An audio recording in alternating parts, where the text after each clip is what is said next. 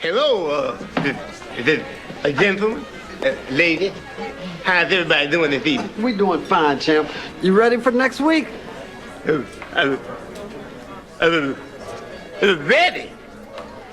Yeah, I'm ready.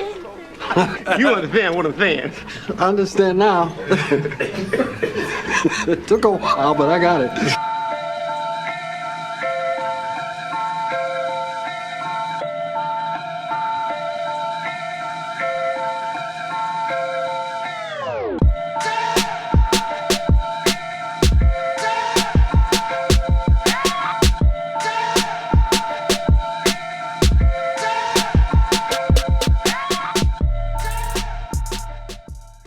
That one is Harlem Nights.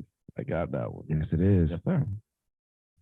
Do you think UCF is ready for the Big 12? Oh, they ready. Absolutely. Oh, yeah.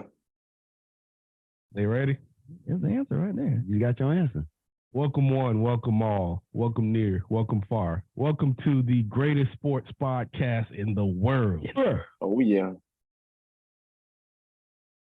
The man to my right is Punk. Yes, sir. Man to my left is Breeze. Yeah. And the man that you hear in your earbuds in your car is the one and only AY. He is strength and conditioning coach at UCF, a diehard fan. This is his second year on the show with us. He went there and now he works there. That's a dub. That's lovely. AY, welcome back, man. Thank you. I'm glad to be here. Like you said, best sports podcast in the world. And anytime that I'm invited on, I try to do my due diligence, do my research so I could come in and do some verbal sparring with you fine gentlemen, because I know we got some doubters in here. Oh, I got questions. I got questions. Listen, Unc keeps all the seats, man. Oh, I went back and listened to the show. Yes. So I got Okay. I might have to pull your card here and there, but before That's we get right. into that, let's shout out our sponsor. The Somebody Said podcast is sponsored by the Red Lady Rum Punch, the official beverage of the Somebody Said podcast. Red Lady. Our Pump was gonna go with you. Yeah, we good. Shut it down. We good. We can leave it there. We are also sponsored by Window to Wall Solution, where they build a dream home for a reality price. Man. All right. It was a good week. It was a good week. And you still don't have the drop. No. Slacking. You know what? Hey, He's elite though. He good with me. Yeah, he good with me. I'm doing attack over here on the couch. No, you good. My glasses on. I'm about to attack you though, because you still don't have an article on the SSB Sports. You gonna let that go? .com. You gonna let that go? You hinted at an article, and Jesus gonna come first. I took up for you last week. Miami gonna be back first. Wow. Listen, I'm not gonna let you down. You, on the other hand, your own family, man. Oh man! Go check out the website. Subscribe. Also follow us on Instagram at Somebody Said Podcast. Follow us on Twitter at Somebody Said Pod, and subscribe. Get us to 30 subscriptions on the YouTube channel at Somebody Said Sports. Yeah. Well, without further ado, let's get into the UCF series. I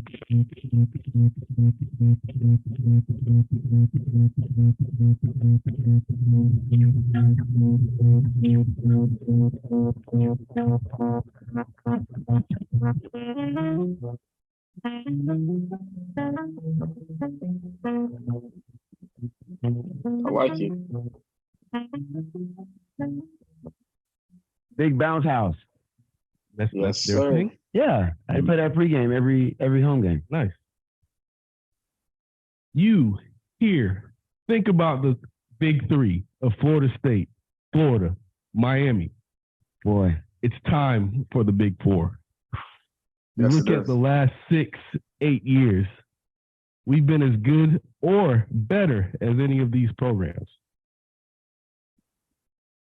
is that a direct quote? That's a direct It's a quote direct from quote. Gus Malzahn in an interview with the Oklahoman. The The UCF Knights finished 9-5, losing 3 of their final 4 games, capping their final season in the AAC with a loss to Duke in the Military Bowl, 30-19. As of July 1st, the UCF Knights officially have become members of the Big 12, joining 3 other schools in the state as Power 5 programs. AY, my first question to you is, what the hell was Gus thinking by even saying that statement? I know he's your boss now, but what was the thought process behind that? Because when you look at Florida State, Miami, and Florida, there's a lot of groundwork that was put in. There's a lot of blood, sweat, and tears. There's wide left, wide right. You know, there's a lot of history behind that and a lot of championships. Do you think it's a little entitled, or what was he thinking? So I'll answer your question with a question, and that's, as a head coach of a program, what would you want him to say? That you're responsible for not only marketing your program, but your players and putting them in positions to succeed and representing essentially the moneymaker for the athletic program on your back. So my question is, you know, let's slip on the shoes. What would you want someone in that position to say? And I would say that all the right words were said. Whether you think that's entitlement, or if you're a fan, you probably won't of the program. But if you are a fan of the other quote unquote Big 3, you probably get your feathers, up in a knot a little bit, just because it's the new kid on the block trying to encroach on your territory. And that's fine. That's human nature. You put that perfectly, that blood, sweat, and tears were put in by those other programs. But those other programs had 100-year head start, 50-year head start. We're making up for lost ground, lost time. And in order to do that, you got to crack some eggs to make that omelet. So I've had that quote sent to me, family, friends, and just my answer is, what would you say in that position? Would you say, oh no, we're new, we're gonna wait our turn, we're gonna play it nice, maybe they'll throw us a bone? You're not gonna get recruits that way. You're not gonna inspire confidence in your fan base and your donors that way. So you have no other choice but to take that head on and assert where you are right here in the state, and you say, hey man, we're here, we're not backing down from nobody. Good answer. But it's still disrespectful. Why is it disrespectful? There's a way about going about, infusing confidence in your players, but at the same time, you got to respect the groundwork that was laid in the state. And I don't think it was a level of disrespect. That's how I look at it. You could still respect the Big 3 and maybe say that's where we're trying to get to. And that's a media term. By him just going out and just saying that he should be in that group when there's no groundwork laid, I thought it was disrespectful. But it was a good answer. If I may, right, and I like your challenge, AY, to put on my coach's hat. Right? So put on the hat. If I was Gus, what would I say in that moment? I would probably say something of the same vein, because I think, to your point, not only is it a confidence booster into the program, right? It's also very critical what he says right now, because the program is going into uncharted waters, right? You're going into a Power 5 environment, and now more than ever, UCF is about to have a whole lot of light and a lot of focus on it, right? This year, you guys are going to Norman, Oklahoma. That's a big deal, right? And it's not just a bowl game, which bowl games are played in neutral sites. And it's not just we decided to schedule a G5 program for our season opener just to give the players something to do. No, this is conference ball. So if I'm looking at, all right, where am I at right now? Where's my program headed? Well, yeah. Why am I taking a back seat to Miami, who ain't done nothing in 2 decades? Because I'm coming off of a 9-5 season in the AAC, and Miami's coming off 5-7. So what y'all got to do? But they're playing in a better conference. So, if you as a coach, think so? Oh yeah, 100%. Stop. Oh yeah, 100%, 100%. But you know what I mean? I do feel that from a coach's standpoint. I disagree. I'm gonna say that, you know, I'm gonna be a little. It's a little elitist, you know. It is. It's a little. I think the entitlement is on our end of it because we've been the quote unquote big dogs for so long. It was earned though. It was, right, and I will say that too, right. Nobody respect Florida and Florida State didn't respect Miami till we won a couple of chips. Mm-hmm. Right now it's like, all right, they're not going away. All right, they're going to be legitimate. They're here. Florida did what they do and they ran. They stopped playing us. That's what Gators do. But Florida State respected it, right? And everybody's like, okay, it's not just some fluke run a team. So I think UCF is getting to a point where now when the talent, and I want to come back to this in a little bit, when the talent steps up on a week-to-week basis, now is the opportunity to really stake that claim and say, all right, look, ain't no more excuses, right? We playing big, quote-unquote, big boy ball, or we're playing Power 5 ball week in, week out too, and we still doing better than y'all. Give me my respect. I think a little bit, and I understand the idea of what you're saying. I think it's because, you know, we have a 40-plus year history of playing against each other, right? Now, if UCF had been playing the Floridas, the Miamis, the Florida States on a regular basis for the past, let's say 15, 20 years, I think maybe the disrespectful vibes that Uncle's getting might not be there, because at least you're playing the other people who have built this rivalry in the state of Florida. But to your point, what do you want him to say? Right? Like, hey, you know what? We're going to give it our darndest, guys. So here's a question. Here's a question for you guys. With us, you know, like O said earlier, it used to be, here's the G5 team for you guys to go play. Clearly, the athletic directors have been in contact because we played Miami, we played Florida State, we played UF, all in basketball games. You know, those things do happen.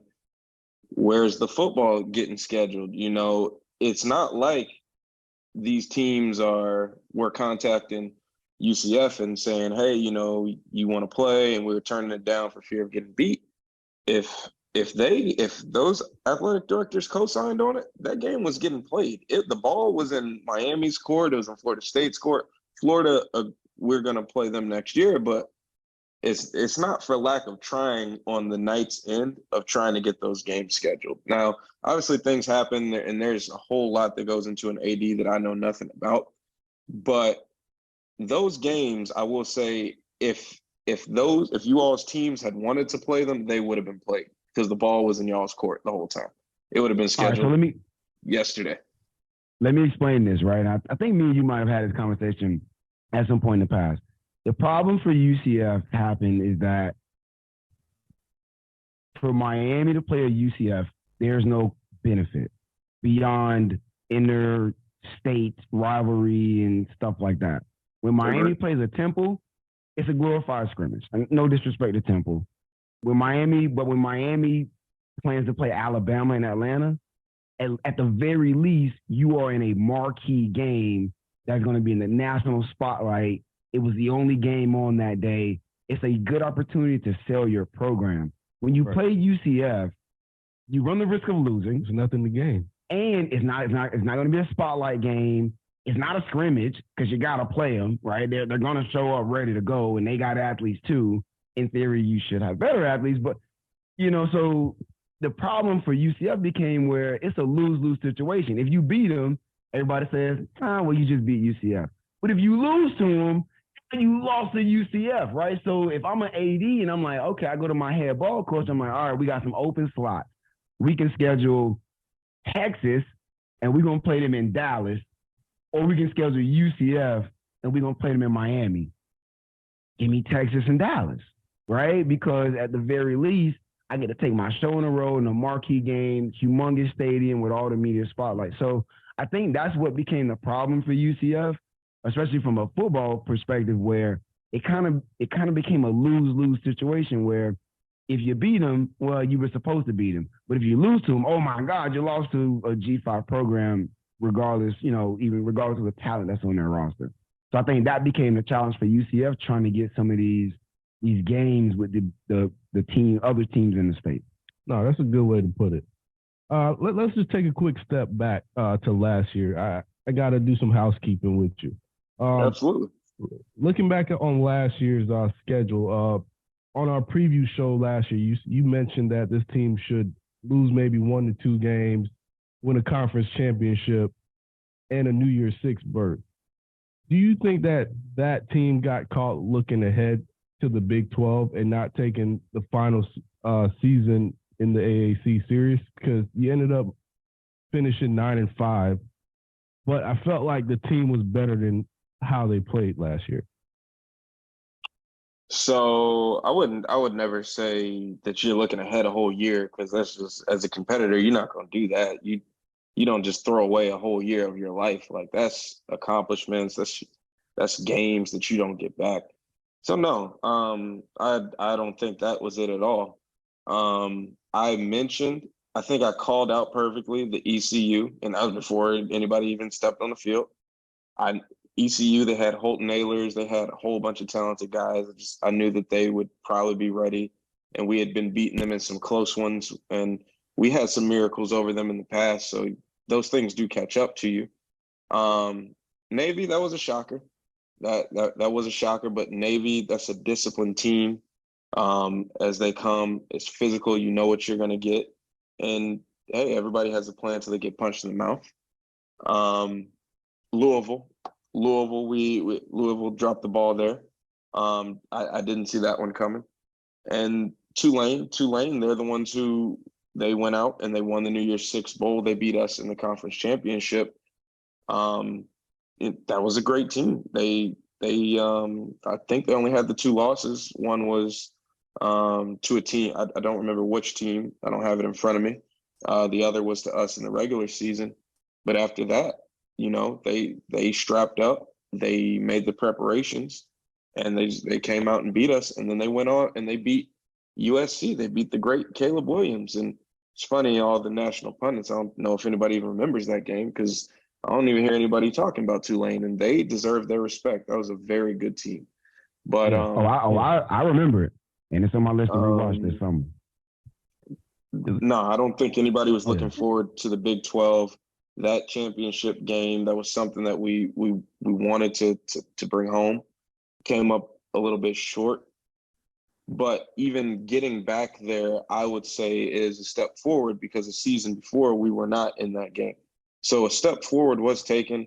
The record in terms of wins and losses is not what you want to see in 9-5. It's disappointing as a competitor, but just knowing that a step forward was taken, that's a good sign, and hopefully another step forward gets taken this year, year 1 of the Big 12. Okay, prepared. All right. You thought he would? All right. You say. So I had a thought, right? You played Louisville. You dropped the game to Louisville. You dropped the game to a Duke team who surprised everybody. Let's just be honest. Nobody saw Duke being as good as they were this season. From the inside looking out, does that cause any? And I may be moving ahead. Does that cause any sort of concern when you look at, okay, we played 3 ACC teams. We went 1-2 in those games, losing to Louisville. You beat Georgia Tech, and then losing to Duke. When you look forward into saying, okay, that may be what it looks like moving into the Big 12, do you look at that as, okay, well, now we know what it looks like? Or do you look at it as, we need to take a couple of more steps forward? Well, so the first thing I'll ask is, that Louisville game, did any of you guys watch it? I was there. And that Louisville game, we had some horrible officiating take 2 touchdowns off the board. Admittedly, that game, officiating is the worst in the country. Yeah. we had 2 touchdowns taken off the board by some penalties. I wish I could send it to you guys right now to show you the clip. I mean, the clip is bad. I mean, you don't even see where the penalty is. But that was definitely irksome. It definitely irked me the wrong way, dropping that one. So, it happens. Malik Cunningham, he gave his best, and it was good enough that day. And then the Duke game, The Duke game, we were dealing with some injuries. We did have some opt-outs. If memory serves correctly, we lost our defensive coordinator before that game, which also led to some distractions. And, end of the year, now in college football, if you aren't playing for either like a New Year's Six or the playoffs, you're going to have guys that leave the team. And before that bowl game, I believe that we had 2 captains that had entered the portal. We had a lot of depth guys that had entered the portal. And, funny story, I'm, responsible for being in some of the practices, and I'm looking at the practice. I'm like, man, like, where's everybody at? So it was definitely, it was a test of the depth getting ready for Duke.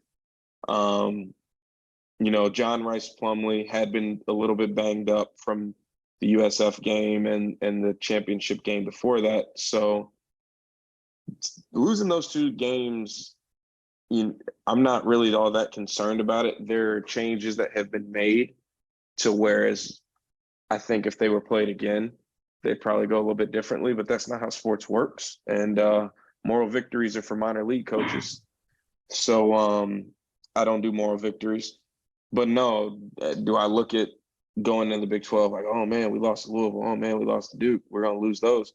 No, because if that's how the game was played, then we'd know what you were going to do the next year about what you did the previous year. You just got to lace them up and get ready to go on that field.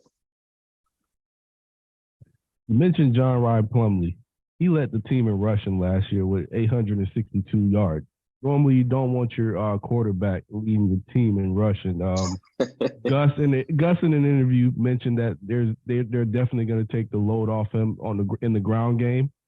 Who could step up in this backfield? I really like DeMarcus Bowman. He's a former 5-star, originally committed to Clemson and transferred to Florida. Now he's transferring again to UCF. He's currently 3rd on the depth chart. Is it going to be running back by committee, or do you see a guy kind of stepping up and being the guy? So before we go any further, I want to commend you, because you did your homework. Like I really like that. Like you came prepared. I like this. Yeah, like you man. In the interviews and everything. So I like that. Appreciate it. Yeah. You don't want your running back to be, or you don't want your quarterback to be your leading rusher. You're right there. But even last year with our run game, it was run back by committee. We had Isaiah Bowser, who's great. We had RJ Harvey, who's great. We had Johnny Richardson, who's great. And last year for Bowman, he was practicing with the team, but he had already used his transfer, NCAA rules and everything. So he had to sit for the year. This year, it should be running back by committee. But RJ Harvey, he's, the one that's being really talked about, which is fantastic. Any exposure for those guys. I do hope that it is running back by committee because everybody brings a little bit different strength to the table, a little bit different flavor. RJ Harvey, for just me being able to see him, very strong, very powerful running back. Bowman, very fast, Johnny Richardson, very fast, electric. So, Jordan McDonald, a guy that probably a lot of people don't know about, but he'll be a sophomore this year. Powerful guy. So hopefully everybody gets a chance to tote the rock. But going back to that coach speak, you got to earn that chance to tote the rock. So if those guys earn it in the practice, and that's what our running back coach says that, is ready to go, then that's what's going to roll. But I know you're right. We don't want the quarterback to be the leading rusher. Man, I hope Bowman can put it together, man. Have you seen him breeze in high school? Oh, yeah. I know who DeMarcus Bowman is. Reminds me of Chris Rainey.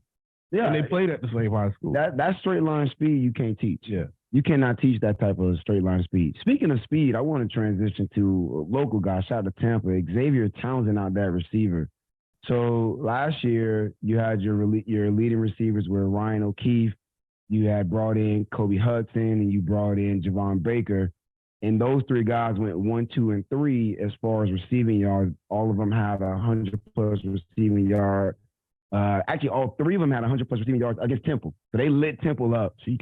But then you lose O'Keefe, who was your leading guy. He set the pace at 812 receiving yards on the season. But you bring back 3 of your top 5 receivers. But I'm looking at Xavier, and I'm calling him out specifically because he's a local guy. I remember him at Berkeley Prep. Y'all remember that game Berkeley Prep played against Young Manning? They went out there to Louisiana and they spanked them boys. Yeah, what, 5? Yeah, he went for touchdowns? like 5 touchdowns, right? So when he went to UCF, I'm like, they just got to steal, right? I'm like, that type of electricity, that type of speed, the wiggle, right? You hear about some guys, they just have that ability to make people miss. Is Xavier going to have the opportunity to really step up? Now you guys are losing O'Keefe. Baker's going to come back. He's going to do his thing, I assume. Hudson comes back. Expect him to do his thing. Is Xavier going to get that opportunity to step in and be that, maybe that number 3 guy? Or maybe he, goes out and maybe he's number 1 or 2 guy? So that guy is a hard worker. Like lunch pail, blue collar, hard as they come. Definitely reminds me of a guy that I played with.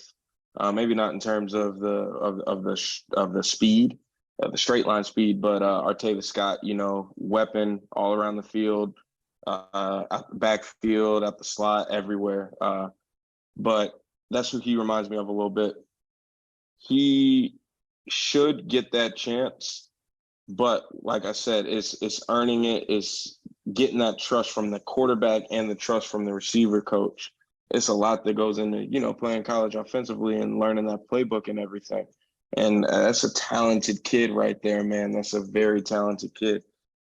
So I do. If you watched our championship game, as well as the bowl game, he was getting that burn for that slot spot, and he got a lot of burn last year as a freshman. If he can step into that role and really just light it up, man, we're cooking with some fish grease. So, yeah, I'm on him all the time, talking about local because he is familiar with where I went to high school and everything. So I really do think, like you said, if he can step in, and whether that be 1, 2, or 3, wherever the coaches trust to put him at, that's going to be some electric stuff right there. I like that kid. Hey, man, they've been recruiting their tail off. They've had probably the last 2 years, probably their best recruiting classes in history. Yes. Flip a guy like Kalen Fox, or not flip him, but he commits to you guys over a Florida State and a Georgia, a blue chip tight end. You get our guy, Isaiah Nixon, last year, a defensive end, in last year's class, a defensive end. What is Gus selling to these kids, or is it just NIL? What is he selling in Orlando? So as far as NIL goes, I'm not sure that we're like really in it like that. I know we're trying to build it. I know that we have the Kingdom.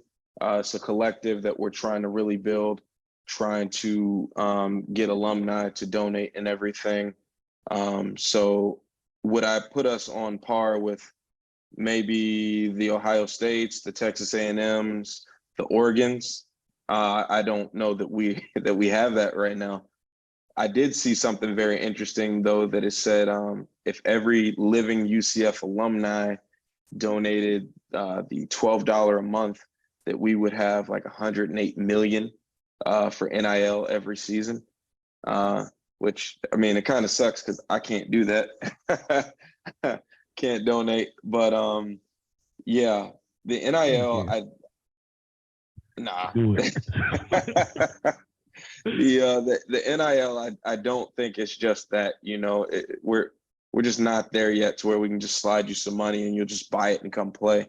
Because NIL, if you do it right, it should be a segment into getting that pro contract if you get developed right. And I think it's mainly you tell these guys, you say, hey, you come to UCF, you get some playing time, you showcase your talent, and you help us take that next step as a program. We're going to be playing some big time games when you're here. We go to the Swamp next year.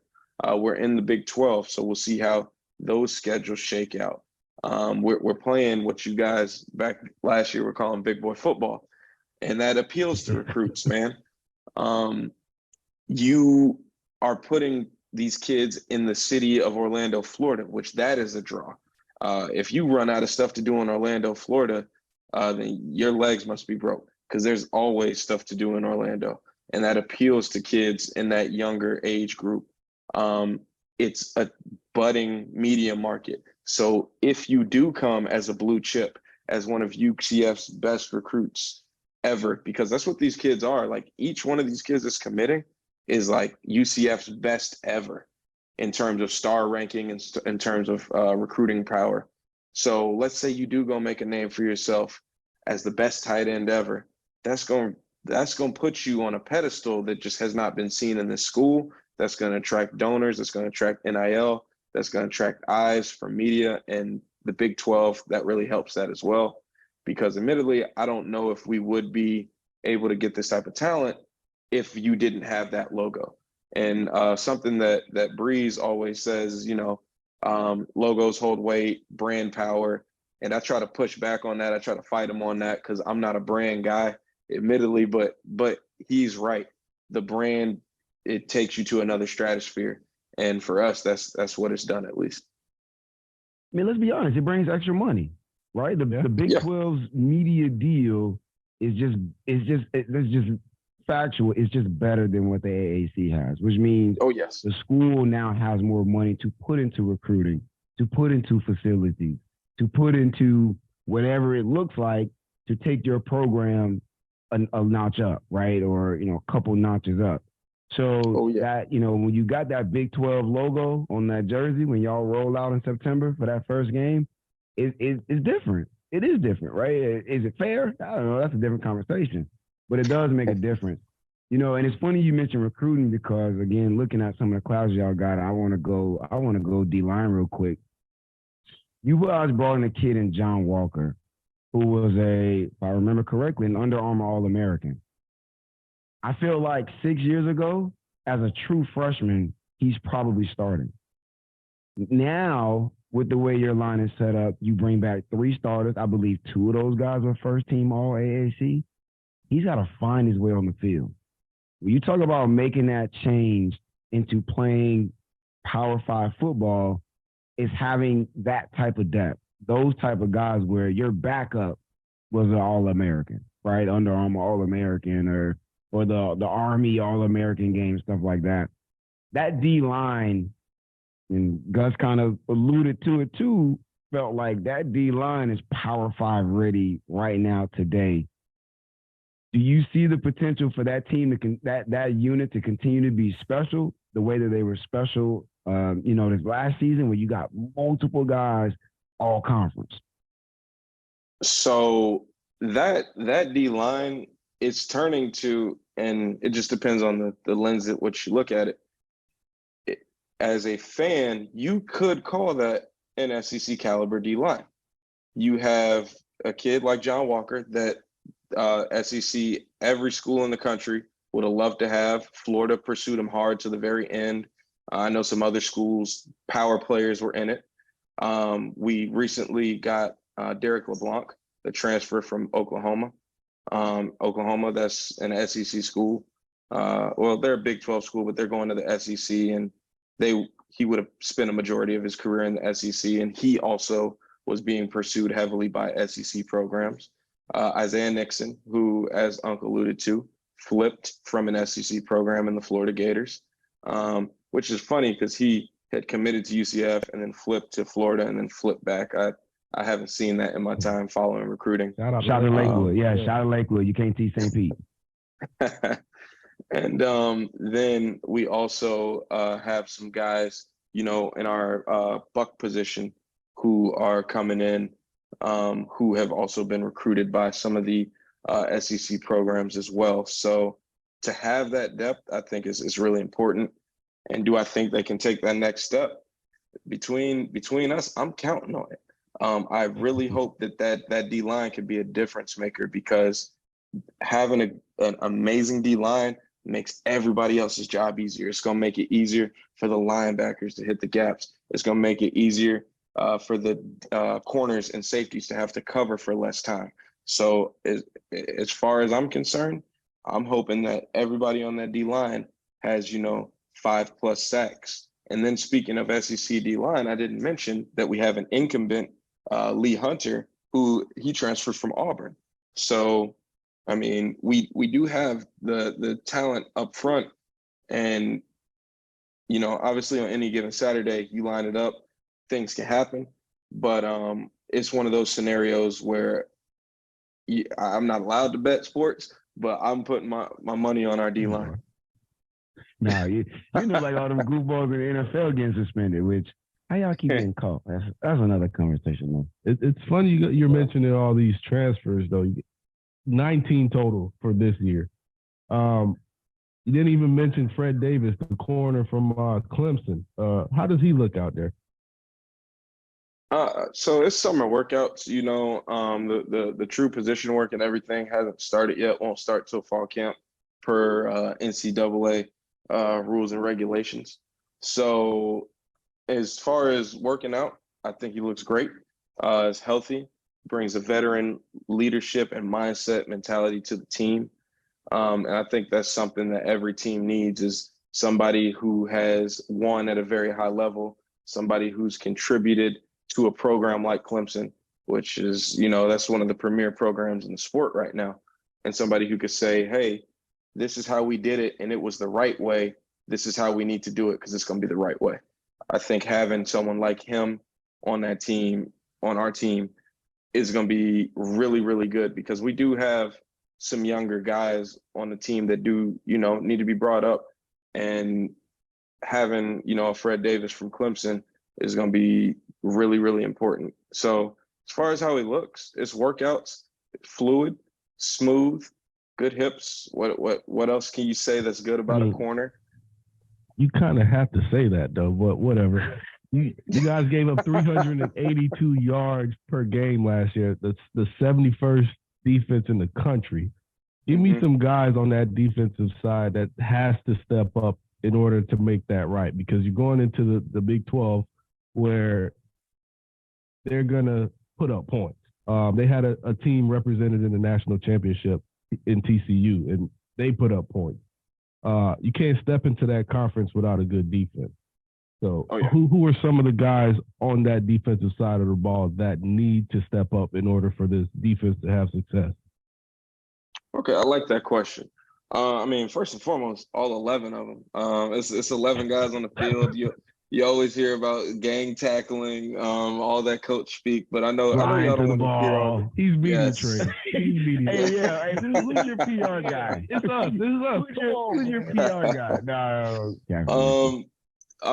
So as far as people that need to step up, I would definitely, like I said, our D-line, Ricky Barber, Lee Hunter, Tremont Morris-Brash, Josh Seliskar, those guys, it starts with them in the trenches, just getting that pressure. That's always going to be important. We got Jason Johnson returning. He was one of our starters. And then Walter Yates returning as well. Those guys, I think you're going to see them flying around to the ball from that linebacker position. Our nickel corner it's going to be a little different there. We lost a guy to the transfer portal. And then the defensive backfield had some shifting with some corners out. So I would say our front seven or front six, front seven, because we play a different defense. We don't always have three linebackers on the field. But that front seven, that's who needs to dictate the game. We need to make the teams play how we want them to play and not the other way around. And hopefully that leads to more turnovers. I saw something, I don't know what I was looking at. Oh, it was the odds. So as far as the teams that are moving from the AAC into the Big 12, you all have the best odds. And I heard a media person say that they felt like UCF was best prepared of the four teams. So out of UCF, out of Cincinnati, BYU, and Houston, Houston's got the worst odds, by the way. Odds to do what? To win the Big 12. So of the 4 teams that are moving from the AAC into the Big 12, UCF has the best odds of those teams. Their odds are better than Oklahoma State, Kansas, and West Virginia, who are already in the conference. What do you think it is that odds makers or media people are seeing that says, of the teams moving over, they're the best prepared to immediately start finding success? I would take a look at returning production. I don't have those numbers in front of me right now, but it's a veteran-led team. We got John Rice back. We got RJ Harvey back. As you mentioned, Javon and Kobe, they're back. Alec Holler, who doesn't get enough love, doesn't get enough praise. That guy, he's one of the heart and soul of the team, crazy catch, game winner against USF. He's back. We have some linemen, left tackle, starting right guard. They're back. Then the rest of it, we had some shifting. Our D-line returns, I think 3 of the 4 starters, and one of them, he went to the NFL, Anthony Montalvo, so he couldn't come back. Linebackers, it's a lot of returning production. And even though we got some shuffling due to transfers, I think that the veteran leadership on the team will prevail. And then we've got, obviously it's not Bama-like depth or probably even Miami-like depth or Florida State-like depth. It's not that type of depth yet because we're getting there. But I do believe that, our talent that we are returning mixed in with who we're bringing in that's new and gelling in, I think that they'll shine. And I think that we'll surprise some people because you do have teams that are going to look at us and say, oh, man, they came from the AAC. That's an easy win. Let's look forward to our last game against Oklahoma. Let's look forward to our last game against Texas. Let's look forward to, we got a game against TCU. We got a game against Kansas State. So maybe we do catch some people sleeping. And then toward the end of the season, let the chips, let's see where they lie. So y'all beat Oklahoma and Norman. Book it. Y'all heard him say it, right? Y'all heard. I was gonna say y'all heard him say that, right? They go catch. It sounds like it. I was going to say it's that time though. It's about that time to make that prediction. So I know you can't predict the record and what will happen, but what would a successful season look like? That's a very good question. I like that question. That's a very good question. Then we got the feds at the door. Right, boy. Feds, they're sweet. A successful season, the first season in the Big 12, I gotta say it would be bowl eligibility with a bowl win. But let's not stop there. Let's not stop there. I think a successful season to where it's like really, really something to hang your hat on and, put the poster up of a good season. You go for over the projected win total. The projected win total 7.5. So if we get 8, you could, really just say, hey, we came in and we were competitive. We showed that we're not going to go in and be a pushover in this league. So 7-5. Got it. I heard 10 and 2. I heard 7 and impossible. I heard 10 and 2. Like I said, I'm saying 1-0 every week, baby. That's 1-0 every week. Got to. Well, that's coach speak. That of all the things you might have said, that might be the most coach speaky thing. I feel it though. Whenever I go on my next job interview, I need to get his coach. Yeah, whoever your PR guy, we need him. Yeah, we need him. It's I me. do have. Before we let you go, I don't know if Breeze, you got anything else for him, but how does it feel to wake up and I feel like this is a dream job for you. It has to be, or you're on the way to your dream job, but this is part of the dream. What does it feel like to be the strength and conditioning coach of a Power 5 football team? I mean, you hit it on the head. It is definitely it's something that I dreamed about and prayed over. I know that you and I haven't known each other that long, but it's something that I've been trying to get my foot in the door since I graduated in 2019. And I was able to, get my start in 2022. So it was 3 years. It was a process, a lot of things I had to learn. There's still a lot that I had to learn, but being able to go every day to my alma mater and give my best and like really just be locked in is something that I don't take for granted at all. Because, you know, like you said, it's the step to my career. Odds are I'm not going to be here forever, but I enjoy it every single day. And if I didn't, I wouldn't be waking up at 4:15, 4 a.m. To drive over there because I'm an intern. I'm an unpaid intern. So you know, I'm in there. I'm learning. I'm getting bond with the guys. Learning from one of the best coaching staffs in America. I truly believe, and it's a dream come true. But the work is real work. You know, it's physical work. I wish I could show you some of these steps that I do every day and how long I stand every day. So it's something, you know, obviously y'all are all in your careers, but if you just had a day, if somebody just gave you a day to go work with your program of choice, it's something that I would tell everybody to do. Like, That's it's dope. amazing. Yeah, that's gas. And the fact that you went to the school, right? Yep. It makes it just adds a little bit more to it. Yes, it does. Hey, yes, it does. As always, man, we're very humbled to have you on this show. You're one of our favorite guys to bring on, and this is a great way to kind of be second at bat after Ant, because he came in strong last week. So you gave us another strong episode, man, and we appreciate you. And you know, best of luck to UCF, and best of luck to your journey on your career. Sure. Thank you. I appreciate that.